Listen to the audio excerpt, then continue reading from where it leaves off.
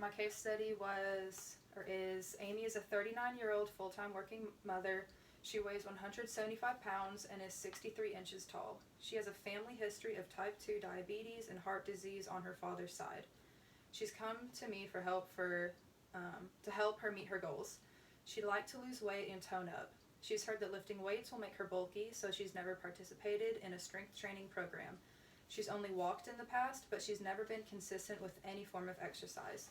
Her friend has recently lost weight on a fad diet, and Amy mentioned she'd like to try it too. She says she'd like to lose 25 pounds in the next 4 weeks before she goes on her family's beach vacation. Okay, my first question was, what would you tell her about fad diets? So there's many types of fad diets, but the majority of them can be split into 2 categories, no carb and no fat diets. But we get our energy from eating fats, carbs, and proteins, descending amount of energy gained in that order, meaning you get the most amount of energy from how many fats you eat, and then carbs produce the next amount of energy, and then proteins produce the least amount of energy. You don't necessarily need to go on a diet to lose weight, but rather just watch what you eat and be sure that they're the right kinds of fats and carbs. So for example, a good fat would be like an avocado or dairy food like sour cream or cheese.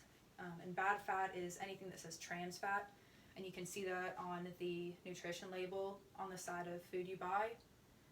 And then good carbs is like whole grains, and then bad carbs is refined carbs like white flour and sugar. A diet you could do is either eat carbs or fats in a day, not both. So one day you can eat good fats but not eat any carbs, and the next day eat good carbs and not any fats. But it's mainly just about watching what you eat and how much. The next question was, do you think a 25-pound loss in 4 weeks is an appropriate goal? To that I say the ideal amount of weight to lose is about 2 pounds per week. So I would encourage her to look at losing at least 2 pounds per week rather than such a large amount of weight in a small amount of time.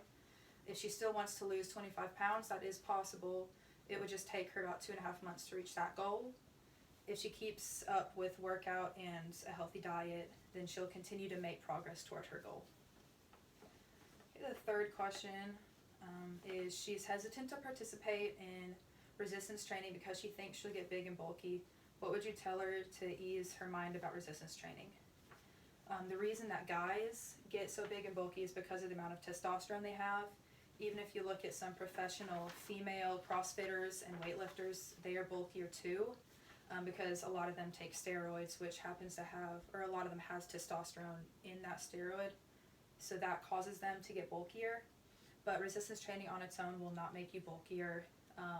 It will just make your muscles more defined as you get stronger and as you lose body fat. Okay, and the exercise I chose is a squat into an overhead dumbbell shoulder press. The squat targets the quads, hamstrings, outer thighs, glutes, core, and lower back. And the overhead dumbbell shoulder press targets the chest, the pectorals, the deltoids, which is the shoulders, your triceps, and your trapezius, which is your upper back.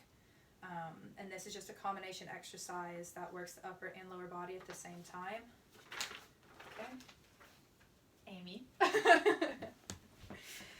So all you're going to do is you're going to stand with your feet about shoulder width apart. You can do a little more if you need, whatever's comfortable. Okay. And you're just going to hold your weights just right here. If you're at a gym, obviously we're in quarantine, so if you can hold anything else, if you have dumbbells, that's great. If not, you can use cans of food, for example, or just anything else. So you're going to hold them here, kind of resting on the front of your shoulders. And you're going to squat all the way down to where right here, the top of your thigh is parallel with the ground. You're just going to stand back up and then extend your arms straight. And as you do that, you're going to rotate your palms to face the front of the room the way you're facing. And then you're just going to rotate, bring it back down, and squat again. As you squat, you want to keep your chest up and your head up. You don't want to go down, be looking down, that'll hurt your back. You want to keep your butt down, chest up, eyes straight ahead. And then stand up and do it again. And that's it.